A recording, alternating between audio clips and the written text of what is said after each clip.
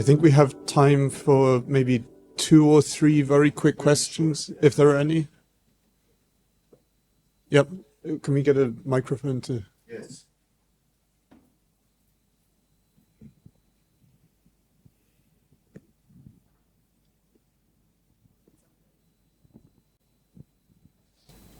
Small question for, I think, Mario and Lola. I have the feeling there's a kind of a tension between your two presentations. You, Mario, you are trying to describe, to show us how people are trying to put some globalist values on us and undermining, this whole system, and saying that actually it's bad and we should be careful and we should use the nation state to protect our identity. While I have the feeling that Lola is saying that no, globalism is not bad, it's the values that you are promoting, yes? And how can we combine your two visions? Because I know that we are in the same team to actually fight our opponent. That's the first question. And then maybe a question for Mario on the question of the nation state. Should we use the nation state or the state? First question, because you mentioned that when identity is a balance, I agree with you. But when we mention the nation state, I have always a difficulty to put myself or my kids in the question of the nation state because we have different nationalities. And also, are we sure that the state is the best tool that we have in our hands in order to promote our values, knowing that the state, for instance, is also fighting with Christian values in terms of education? Thank you.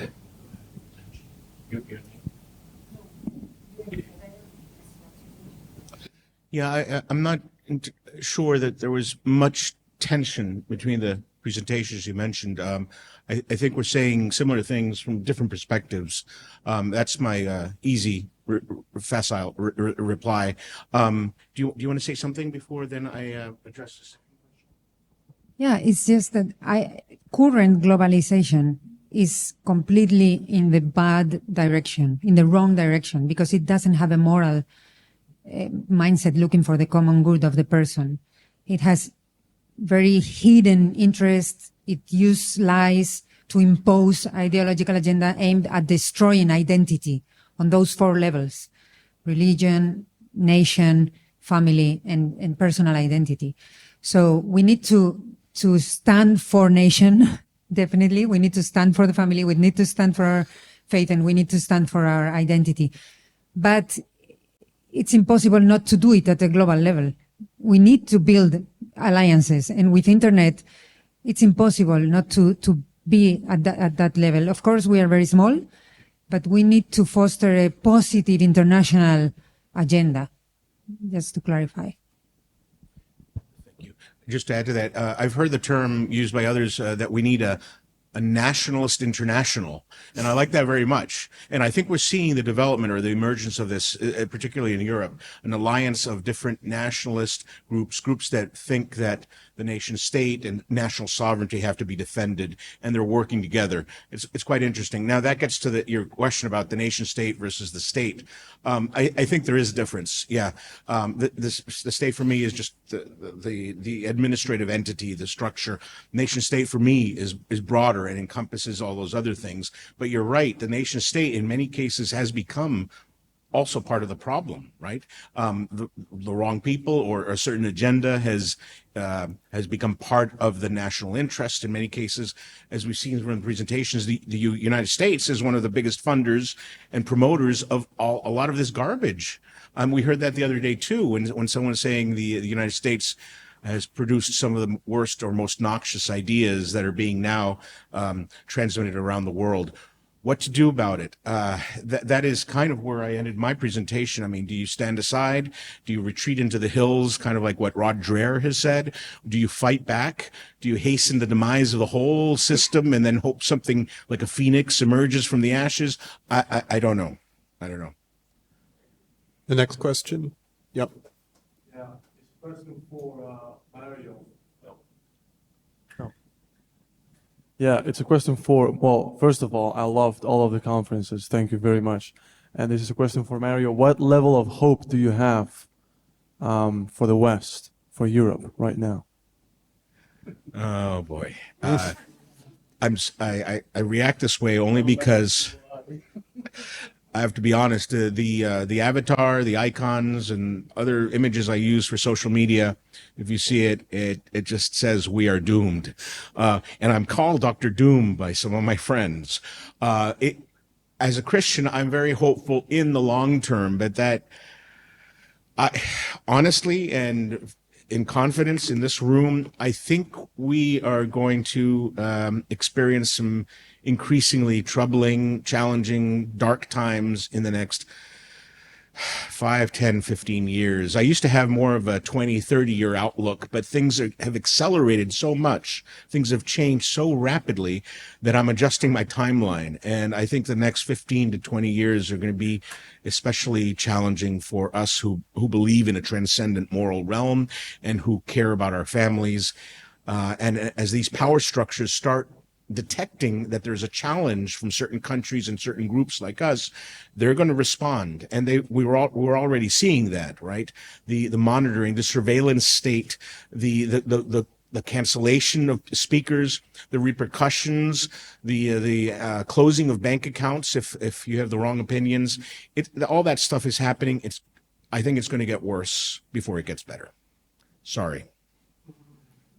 Anybody else? Anyone else? Yeah, the important thing is going to get worse before it gets better. Yes.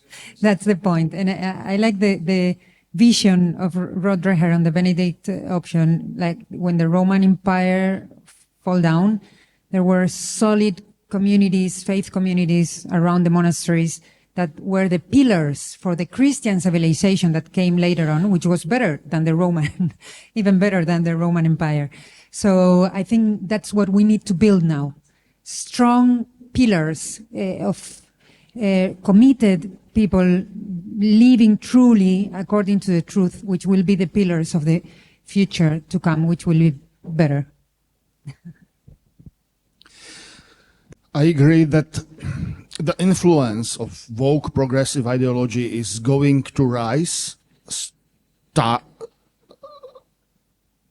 slowly in the coming years, but then it will decline because it's against nature and against right reason. That's the problem of all ideologies, that they are against reality. We can see already some backlashes against them. United Kingdom was one of the first European countries performing mutilations of adolescent children called transgender healthcare, which was a hormonal and then surgical mutilation. And now they have had second thoughts, and the Covington Clinic has been closed down, and those drastic kinds of torture on adolescents has been stopped, at least temporarily. So transgender is the most vicious, most radical form of progressivism. And it's so against human nature and human understanding that it cannot last long. LGBT movement will grow. I'm afraid radical feminist movement is going to suffer backlashes from women, especially. And I don't think. I can predict that in 50 years, people will look at our age and look at us as we look at the 50s in communist Czechoslovakia, on people who believed in communism, or in the 30s on people in Germany who believed in Nazism. That was something like a collective madness. That's our understandable opinion now. And in 50 years, I believe our generation will be perceived as a mad generation by those in the future. What we allowed to do to our children, and how we lost our minds.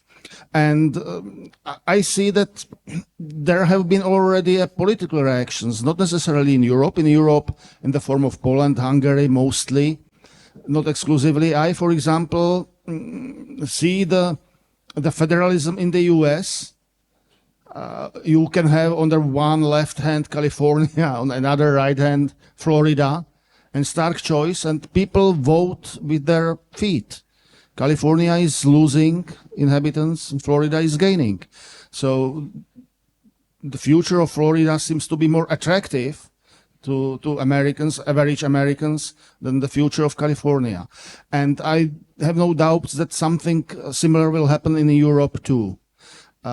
So far, neither Polish nor Hungarian conservatives have been very good at PR and public relations in Western Europe. That has to be improved. That has to be improved. If I could just comment briefly on a hopeful note, we simply do not know what will happen in the near future. In 1989, very few people expected the sudden collapse of an entire system of government, oppressive system of government, totalitarian, that almost miraculously, because this kind of loss of power and transfer of power and gain in freedom is very rare in human history, extremely rare, that men give up power peacefully. This happened in Europe in 1989. No one has discovered an analysis paper written by a CIA or MI6 expert predicting that this would happen. Governments were taken by surprise. They didn't know what to do. There was no blueprint on what to do after communism collapsed. Everything that the intellectuals believed and were teaching, the opposite happened.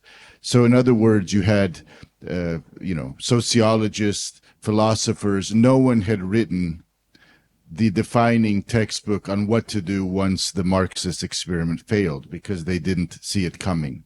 That's reality. And so that should give us hope.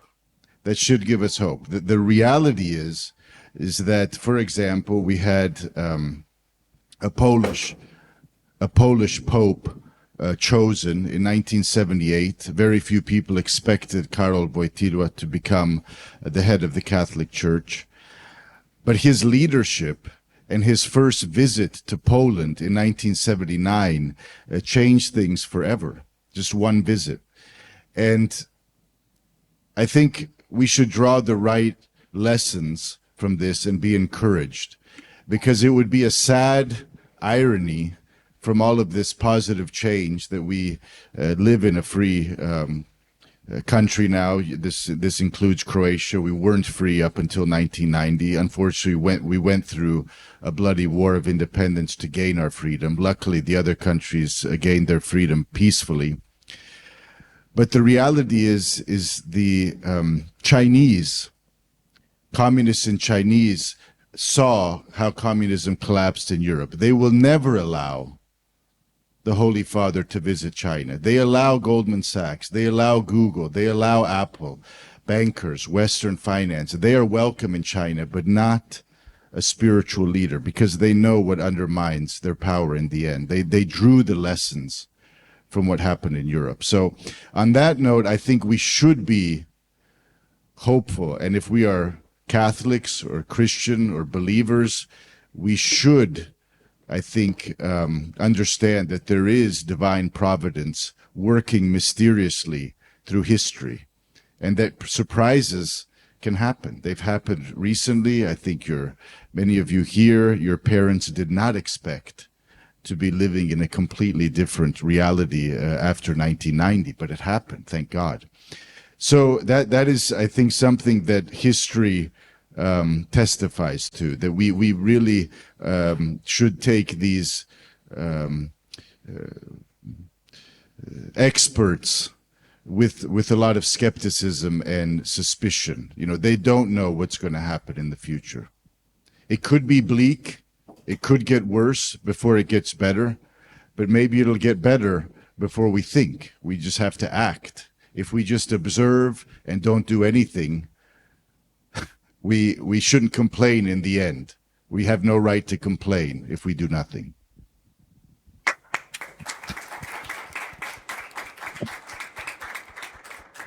I think there's one more quick question with a quick answer. Yeah, very quick question. First of all, thank you very much for all the presentations. As a Hungarian, I couldn't agree more. I'd have a lot of questions, but I just pick one about the Czech approach to same-sex marriage.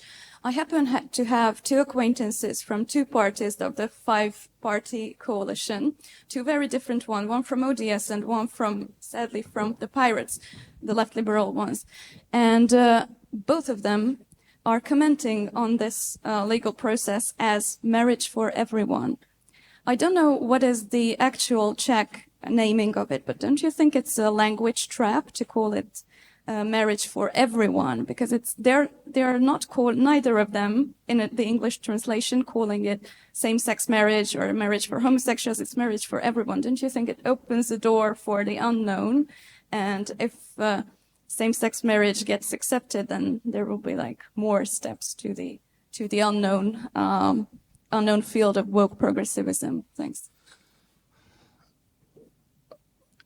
As you have mentioned, our ruling coalition has five parties, and they have completely opposite views on this issue. Two are strongly against, two are strongly in favor, one is in favor as well. Opposition parties are mostly against same-sex marriage. Yes, they have two slogans, supporters of same-sex marriage. One is, we are fair, and the second, as you said, marriage for everyone.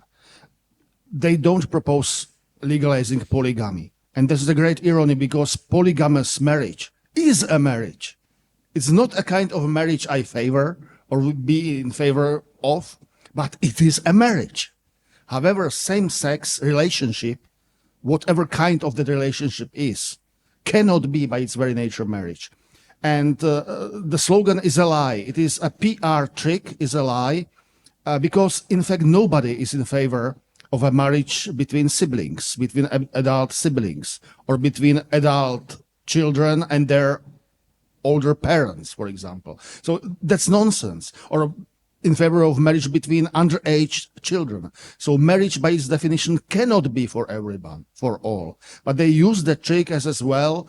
You who are against marriage for everyone, you are the nasty people who would like to exclude somebody because of your dogmatic, bigotic hatreds and so on. So it has been brilliant. The groups who are in defense of status quo try to call that trick, and we shall see how it will be successful.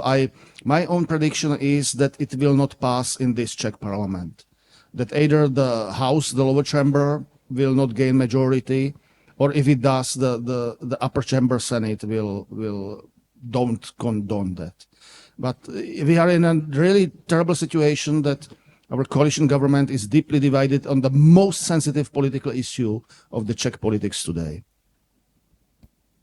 Good. Well, I think we'll finish there. Let's show our appreciation to the panel and then move on to a coffee break.